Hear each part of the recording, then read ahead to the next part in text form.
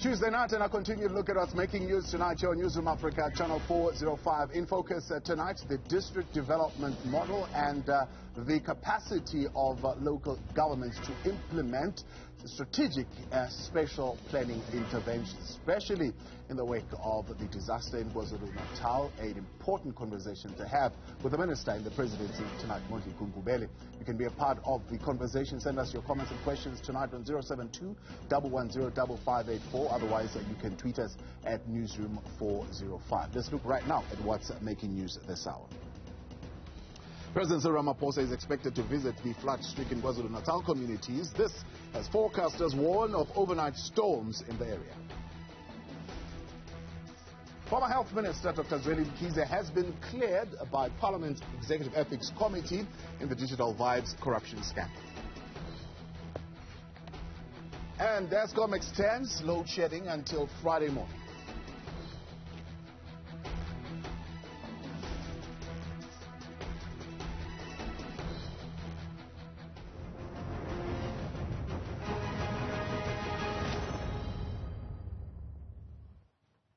Good Tuesday night, and thanks for joining us tonight here on In Focus. I am Thabo Mdluli. Our thoughts and prayers continue to go out to the people of KwaZulu-Natal as they face heavy flooding there and massive disaster in the wake of the rains that have been pouring over the past week, and condolences to those who have lost their lives. Well, tonight here on In Focus, we talk about the much touted district development model, which is believed to be a join-up model to provide the framework required for the South African municipalities to begin to tackle the generally severe service delivery problems that they have, including one of spatial transformation. Here to unpack this with us tonight is the Minister in the Presidency, Mondli Gungubele. You can be a part of this conversation as well on 072-110-5584.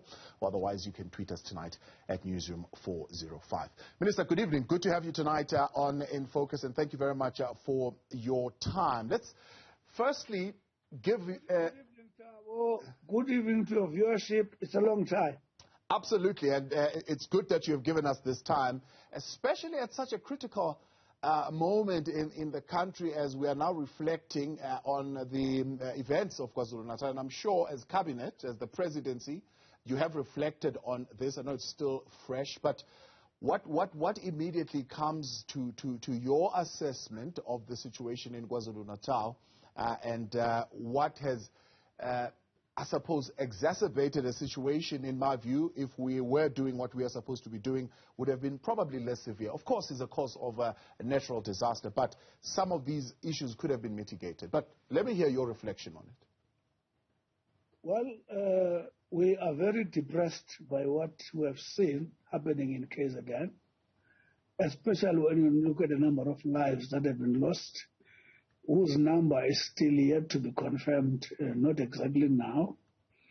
It looks very bad, but also what it reflects, Thabo, is how apartheid system has actually underdeveloped the black areas, because you talk of a drainage system there, which is very poor at a low level as compared to historically disadvantaged communities. It just again makes the point that the issue of transformation as far as infrastructure and a number of related issues is concerned between the historical disadvantaged and advantaged community has to be sorted. It actually finds expression. If you look at what is happening now, main problem are mainly happening in Mlazi and a number of black areas. Not that it's not happening somewhere else. Now, if you really look at it and you juxtapose that with the work of the NDP that is supposed to be done, which has been lagging behind, you juxtapose that with the work of the district development model, which was approved in 2019. One of the key pillars on both counts is this question of environmentally sustainable spatial environments. Now, if we were tackling that as we were supposed to be tackling it, do you think we would be seeing the kind of damage that we're seeing today? Well, if you speak, I'm not sure, maybe you're speaking from the issues of climate change. I hope I'm not putting words in your mouth. South Africa has actually adopted a policy on the just transition, and we have adopted targets for decarbonization. But climate change is bigger than South Africa. We contribute very little to the carbon emission. But in Africa, of course, we're one of the leading countries. Yeah. But I want to make a point that my own assessment, the biggest issue that contributes to this situation is the infrastructure, yeah, socio-economic infrastructure of black human settlement. Yeah. Climate change is one, but I want to really zone in on one of the pillars of the district development model, or the objective of the model, so to speak, which I think it's maybe the third in line, which speaks of determining and managing spatial forms, land release, and land development. Basically talking about spatial restructuring. Have we been doing what we are supposed to do as far as spatial restructuring? We wouldn't be finding ourselves where there are homes that are really built on floodlines. I guess maybe I'm not making this point proper. I want to repeat this before I respond directly to your question. If you go, fortunately I've been a mayor before, Thabo. I have compared Vosloorus, Katlehong, Tsakane to suburbs of Germiston, suburbs of Brakpan, suburbs of Springs. If you go and check, I repeat this, the drainage system and the levels where those homes are built. Having said that, but again, I want to accept that I don't think even ourselves we have moved at a healthy pace in terms of our spatial planning, which, as I'm sitting now, the National Spatial Development Plan is the one that has been completed, which actually needs to be implemented. And I'm saying, had we moved faster, I'm not sure if we could be facing exactly the same situation, but I can tell you it's going to take a long time to change that difference between blacks and whites. What would be the bottleneck? What would be the hurdle to reaching that spatial transformation in the way that you characterize it? Listen, there's a number of issues that have actually delayed our development. It's no longer a secret now that the state capture messed us up our country. Corruption messed our country. And how at times we've been very, how do I put it? Is it modest in dealing with it? All those issues have messed up the resources of the state. You've seen the Zondo Commission. Millions and billions that have been siphoned. Remember, those are siphoned away from development. And a lot of our municipalities, in particular the rural-based municipalities, have got poor revenue base. So the entire dependence is on the grants that come from national, based on the taxation. But had we not been exposed to this report as it is articulated in Zondo, we would have had a lot of resources to deploy. The money siphoned out of ESCOM, state entities, and so on. That has contributed. The second issue, Thabo, maybe let me put it this way. I want to agree with the finance minister that one, skills deployment, especially at the political level, and that actually undermined the required leadership, corruption, and resource availability, which the current financial minister has tried to improve to increase the percentage that goes to local government. Now, I want to stay with this spatial planning for a bit because I'll move to the other issues when we continue next. But what do you propose could be the strategy to address the apartheid geography that has meant that our people of color in particular, live on inhumane conditions and in places that are environmentally unsustainable? The choice of something we call the well-located land, and where there will be sustainable development. But sustainable development will mean a proper bulk infrastructure, access to water, access to sanitation, access to healthy drainage system, close to workplace, so that we improve the disposable income, and a list of other issues that are added there. Something up to this point we have not done well on. We continue with the apartheid spatial what to call arrangement, and we are looking now at actually correcting that going forward. Yeah. Why do you believe the district development model as a process will be able to enable government, especially local government, to implement such a strategy? Well, there's a number of advantages that the DDM affords development. One is that there's a logistic complementarity. What I'm trying to say is that the logistic deficit that could be in local government, you find that they are complemented by that part that comes from the province, from national.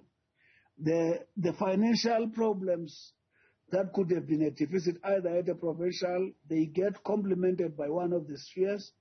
The skills and the majorly being able to look at a problem in a coincided manner and being able to intervene with all the resources together at our disposal in a commonly geographically referenced manner. One example, Thabo, is that I was in Herigwala not a long time ago. I was able to traverse that place. Ubuhlebezwe, Ubhuluwa, Kokstad, Umzimkhulu. One area that really impressed me is what they call is the redirection of the water system, where there's together local government, province, and national. The plan there is to build a dam which is going to cost not less than 600 million. But that dam is not here, it's still six funding. But in the meantime, the cooperation of these spheres has led to what we call a way.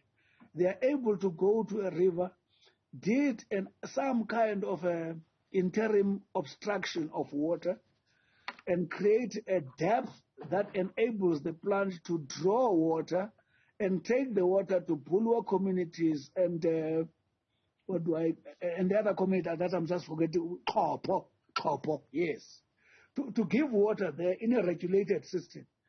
And all this happened because these spheres are working together. They are able to to have what we call CRU, that's community residential units, and that also occurs in Kokstad. In Kokstad, for instance, no less than 200 units there that have been built, and that's a combination of these spheres. And what is also happening, very impressive, no less than 35% of the provision of those units is a share of workers, 30% of small businesses. And you go to Kokstad, they have got what they call an interchange, which amounts no less than 560-something billion by Sandra. The cooperation there between province, national, and local authority also has got a lot to actually account for. Lastly, there's called the Herigwara Sport Complex, and again there's a combination of national, local, and provincial. It's a major complex which is going to cater for no less than 10 sporting codes. And I am yet to go to Waterberg. I've been given a positive report about Waterberg, about the appreciation by both the community and the business sector on the value of the DDM. Let's take a break. When we continue next with the Minister, we'll touch base then on the report we were given yesterday by the National Planning Committee, of which he is a chair. Spoke to the Deputy Chair of that commission on why we have been so slow in implementing the National Development Plan. You can, of course, weigh in tonight on 072 110 5584. Tweet us at Newsroom405. We're back in a moment.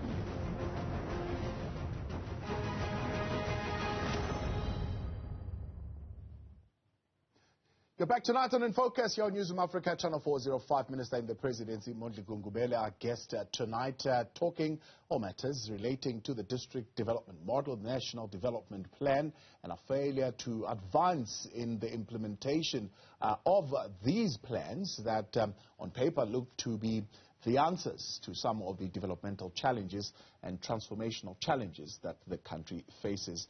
You can give us your views and your thoughts tonight to the conversation. So, Minister, yesterday we hear from your Deputy Chair. I know you head that particular planning commission. Talk to us about what the conversation was that led to the commission looking back and saying, whoa, we are 8 years away from 2030. We've been fast asleep, and we have not reached any of the so-called targets set for us in this National Development Plan. Thanks, Thabo. I think the NPC tree, I call it the NPC tree, is the third grouping. Since the NPC was started, they frankly look at the situation, the state of government performance, delivering many things, and measure that against the goals as set by the NDP, and reach a conclusion that the gap is problematic, made a commitment, therefore, to make sure that the reasons of that slowness are analyzed, and also the need to focus on ensuring that all the national plans are coordinated, and the need to ensure that the country retrace its paths along the imperatives as set by the NDP. In other words, there was an acceptance of that gap, there was an observation and acknowledgement of that gap, which is not acceptable between the two governments' practical implementation and the imperatives of NDP. And the issues of making a contribution on implementability of plans was also stressed, and the issue of what they called impact statement, that stay close to check all the expenditure execution of programs, whether they find expression in the state of lives of people. In other words, what is their impact as far as inequality is concerned, poverty, unemployment is concerned, and continue to be a strong conscience in the head of government whenever these things are not going okay, improved the visibility of the NPC and also the intelligibility of what the NPC articulates. Now, of all the pillars that are there, I mean, in terms of the goals, if you talk environmental sustainability, inclusive rural economy, you talk global positioning, you talk, we've already spoken broadly about spatial development, talk education and training, promoting health and so on and so forth. Name for me just one catalytic intervention that you believe has achieved so far what it sought out to achieve as far as Vision 2030 is concerned?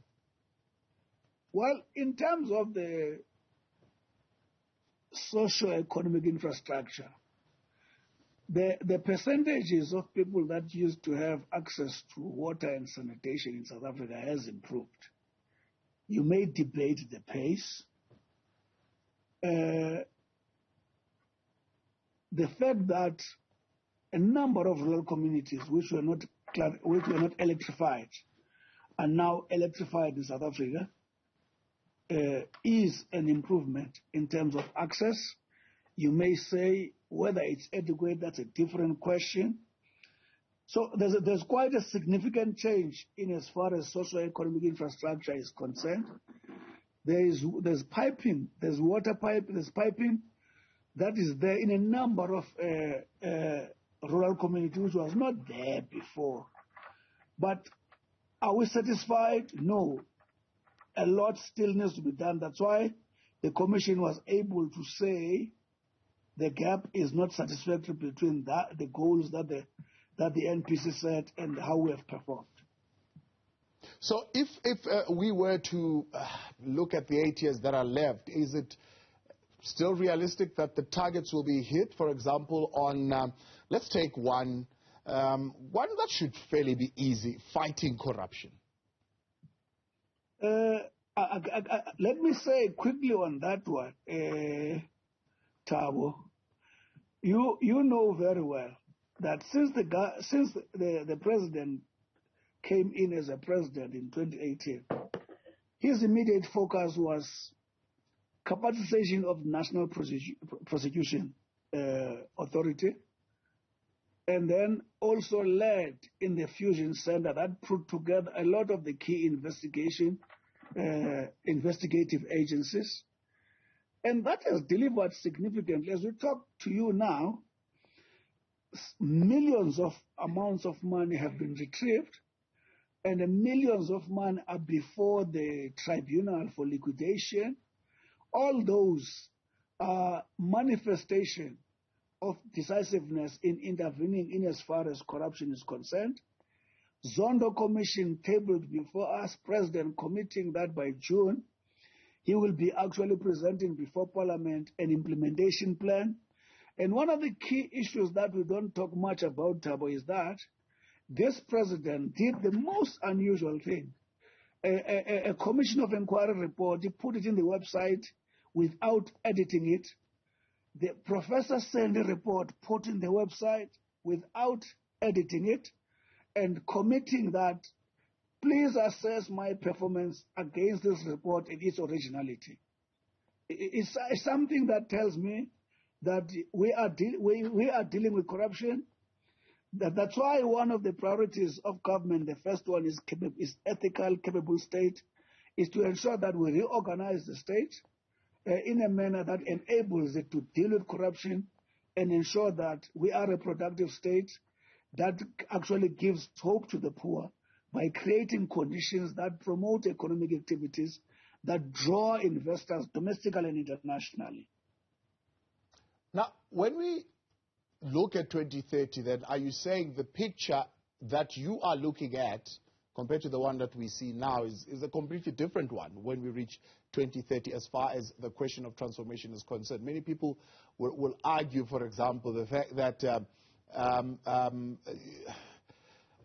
we always want to draw this distinction between government and the party, but sometimes it becomes very difficult, right? Because you find that, for example, factional fights within the party affect governance.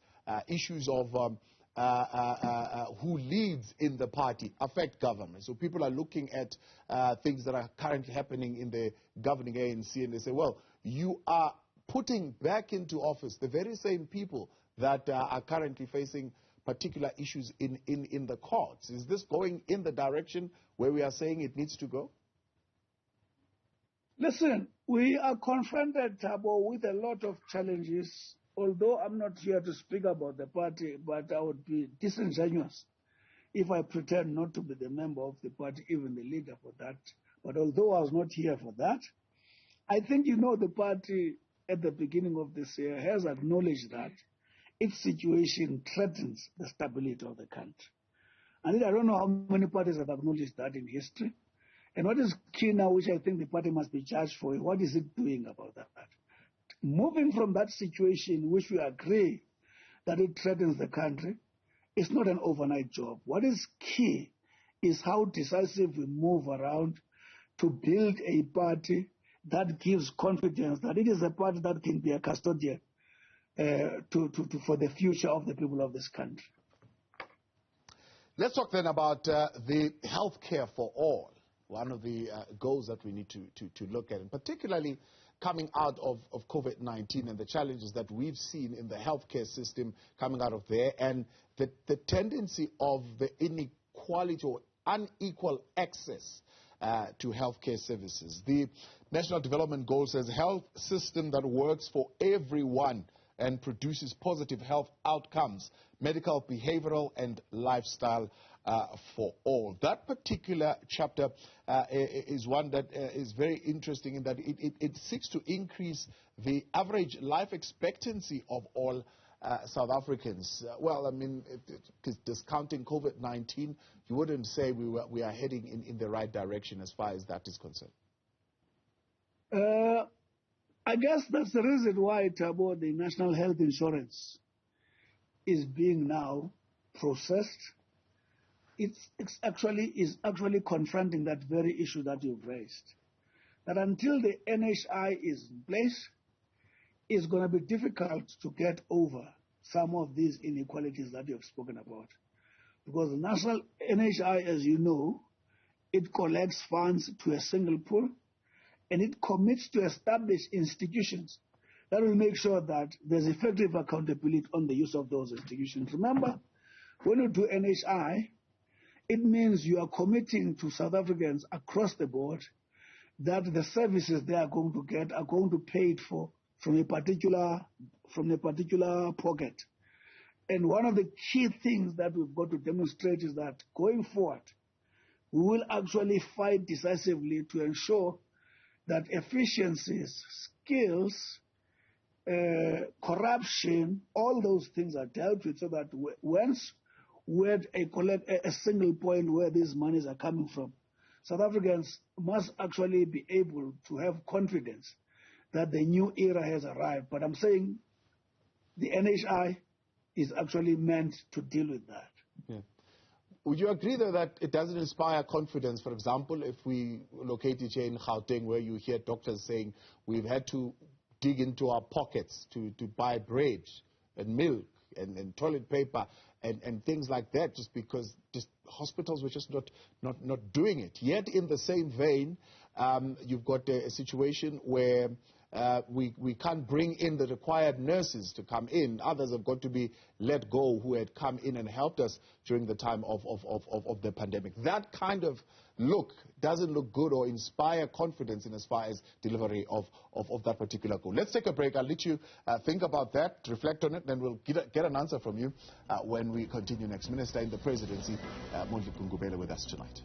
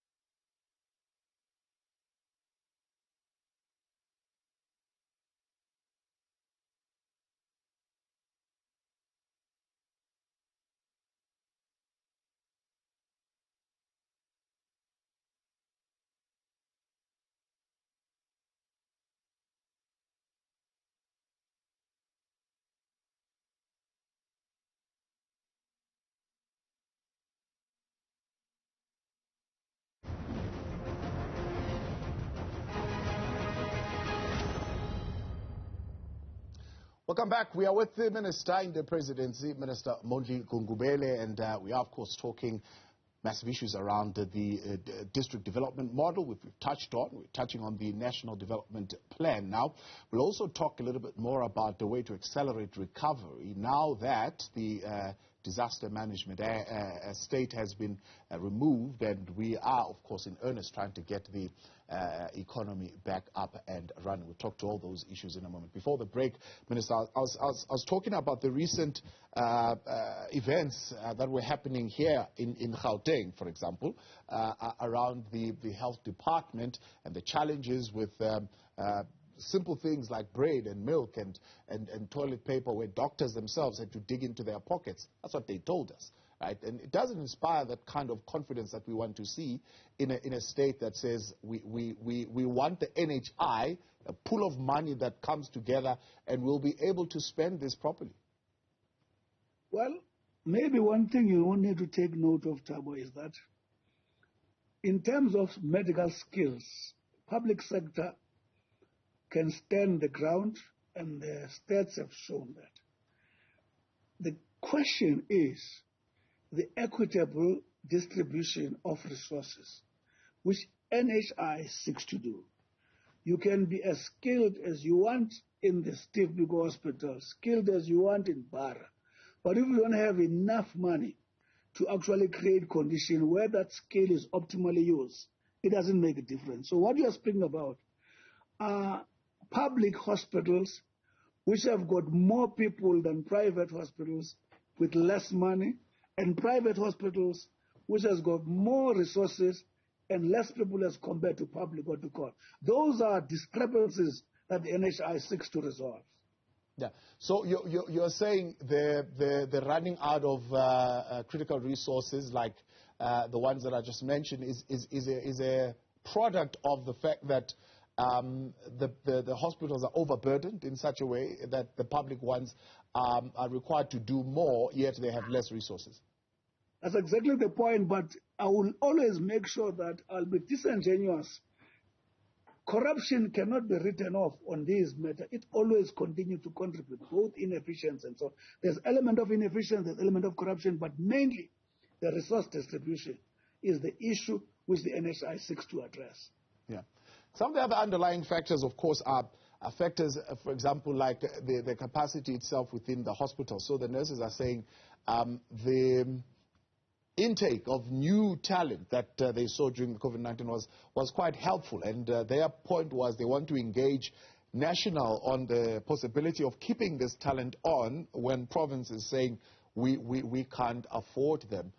How do you intervene in the context of a district development model that is able to sit at national and look, using that word that you use is called geo-referenced budgets across all spheres of government?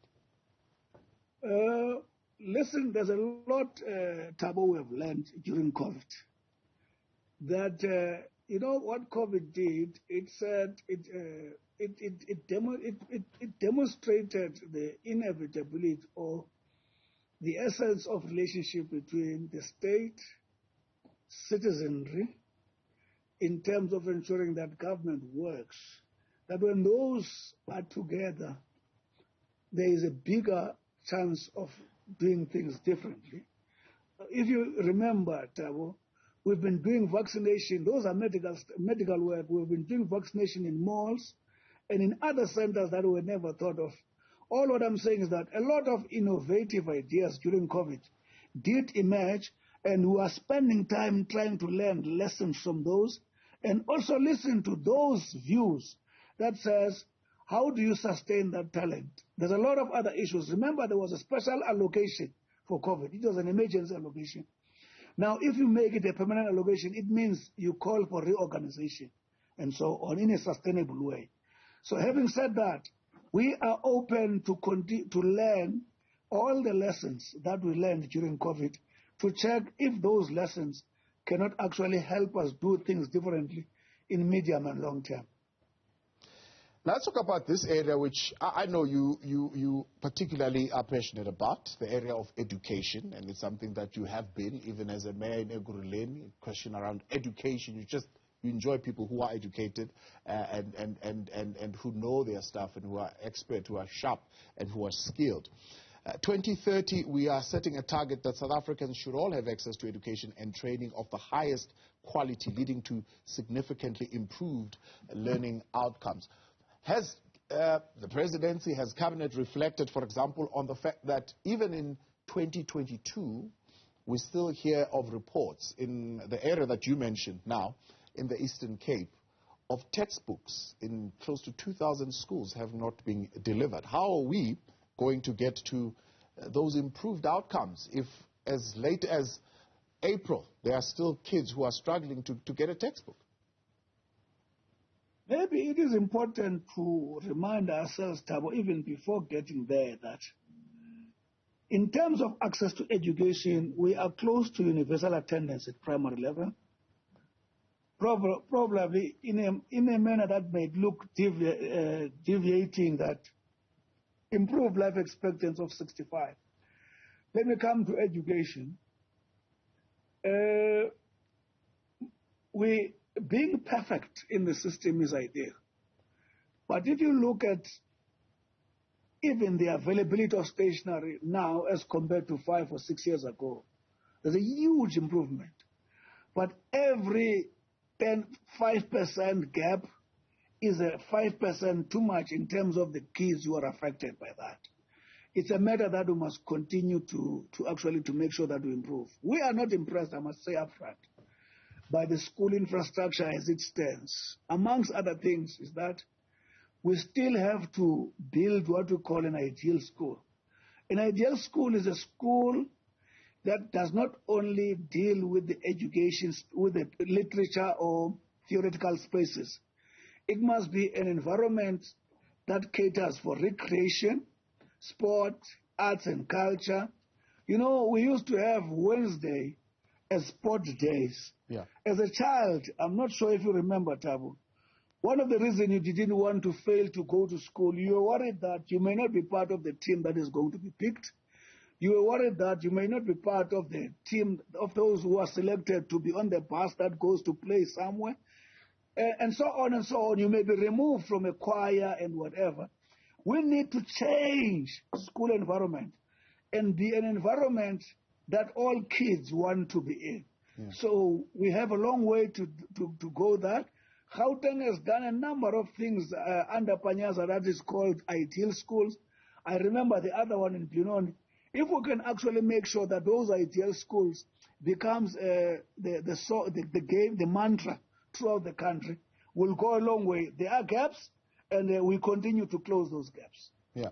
So, I mean, as you articulate, you're articulating a vision of what that education system would look like. Do you have instruments in place to get us to achieving that vision? What are those instruments, and where do they need to be sharpened right now in terms of improving at least the pace and the scale in which we get to that vision? You must know you're not talking to an educationist, Thabo, eh? But let me tell you, because of my experience, one of the major things we need to improve in South Africa is the role of parents in the education. We have got a long way to go, especially the historically disadvantaged communities, of making sure that we do basic things like every day when kids come from school, sit down with them, give them hope, make sure that we we institute their self-confidence, their self-beliefs, and which the historically advantaged communities, white in particular, are doing it 100% without fail. And the second issue, I want to argue that we need a teacher of the kind of system that we want to produce. I know I'll be very controversial in what I'm going to say now. You know, during our time, Thabo, teachers used to fight to be in charge of extramural activity. It was not something that you got a compensation for. But now, whenever you go in a number of areas, it is treated as an overtime. And what a major tool to help teachers create an environment that enhances the educability of the children they are trying to develop. Those are some of the things we need to negotiate with the teacher community, which of course work very hard, but just to actually nudge them to accept that recreation, if the only time it can be we can dedicate ourselves to, there must be overtime. We are undermining a tool that can assist the higher level of productivity in as far as education is concerned. Yeah. And how are you as government walking that journey on both those counts? Because it's very important that what you mentioned, in fact, there are some who have also identified the very same things, that the focus in this journey must not just be on the individual getting the education, but it must also be on the families themselves and changing the trajectory of those particular families and getting them involved in the education of their children. How are you walking that journey, building the required capabilities, I suppose, even in the parents themselves? I would not speak specifically because I don't have the exact nature of the program, but what I know, both the minister nationally and MECs, I will talk more about what I know in Gauteng, the issue of ideal school.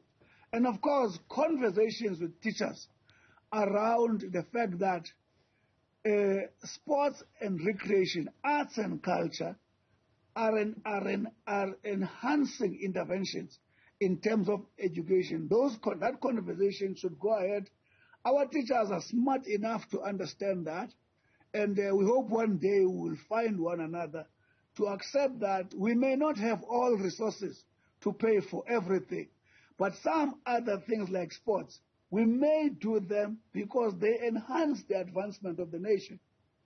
Let's take a break. When we continue next, we wrap up the conversation with the minister and talk about how to accelerate a return of the economy, as well as, of course, the ongoing presidential imbizos, being in the Northwest, in the Free State, and what they have uncovered in those areas. If you want to weigh in tonight, send us your thoughts on the WhatsApp number 072-110-5584, or you can tweet us tonight at Newsroom 405. In Focus continues in a minute.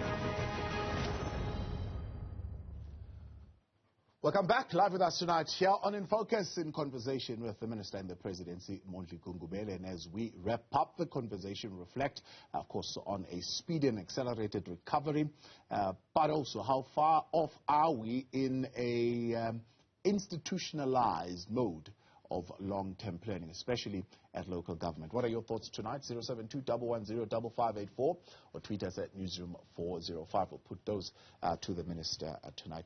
Minister, let's start there. How far are we in an institutionalized mode of long-term planning? You started with the district development model in around 2019, piloted it in three districts or three metros. eThekwini, I remember, was one of them. There was a plan to extend it in 2020 to 23 districts, but of course you could say COVID happened and maybe those plans would not have succeeded as well as you had thought they would be. But how far are we to the 52 municipalities, 44 districts and 8 metros being now institutionalized in this mode of long-term planning?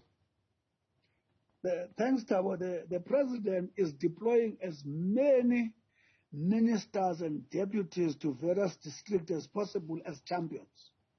Almost all ministers where I'm sitting, nearly all of them, have been deployed as champions. I cannot give you the exact figure. In other words, as many ministers as we have, you expect a number of districts to be having champions of similar numbers. There are areas where the deputy ministers are champion in districts and so on. So it's quite widespread.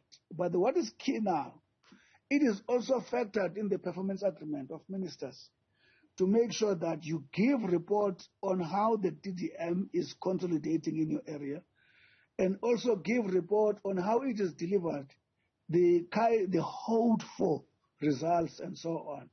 So that's how far this thing is going, and we hope during the course of the year, especially the Department of Planning and Monitoring and Evaluation that I'm leading, we will also do an assessment and make sure that we are able, during the course of this year, give a well-researched report with regard to how it is performing as Minister Nkosazana is leading it from local government. Yeah, we've seen the president, along yourself, crisscrossing the country. You started in Mpumalanga, I think. You've been in the northwest. I know definitely this past weekend you were in the Free State. Is there a particular reason why those have been selected as the initial provinces? The president deliberately chose the areas where there are more difficulties. The attitude of this president is not to run away from problems, but to confront them. Went to Mahikeng, went to Free State, where there's a series of problems of infrastructure, sanitation, water. But what is key is that as the president was going to the Free State, we were able to say, Maluti Apofung, I'm sure you must have heard of that place, including Bo Harris Smith, Kwalkwa, and Tabantu. Yeah. Massive water challenges normally when we hear of that area. But I'm sure, look back in the past 5 weeks or 7 weeks, you have not been having the intensity of the matches. It's not an accident. It's because the water from Stekfontein is being redirected to those areas. And secondly, there is also a restructuring of the water board. They call it the Bloom Water Board, to cater for the entire, Free State. But the water boards are being reorganized to actually work in line with the district development model. Also, we are able to say to the Free State people, the Minister of Sanitation and Water has acknowledged the inadequacy of the dams that are actually supplying water to Mangaung.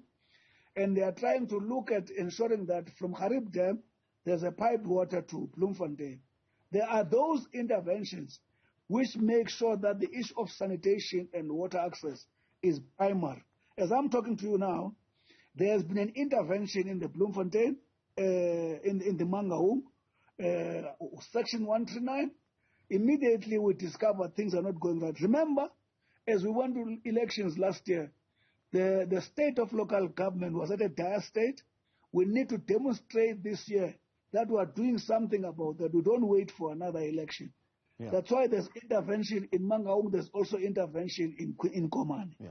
On that question of the tankers, Minister, I mean, one gentleman at some point was seen on social media, in fact, was reported widely saying there's a certain tankering company that will not be allowed to operate there because they create the problem in order for them to bring in their tankers so that they can benefit from the tender. How are you dealing with that question of corruption? Well, we've come across such stories, Thabo. It will depend on the evidence of what we are confronted with and the extent to which the information at our disposal confirms that. The second issue is that some of these things will need the continuous strengthening of law enforcement agencies, our ability to detect these things. You know, for instance, your high panel review, your ND, your Professor ND report, they didn't speak well about our security institutions. So all those things, we are working on turning them around, and we hope to catch up with those issues not too long. Let's talk then about the accelerated recovery of our economy post the pandemic. The state of national disaster has been lifted.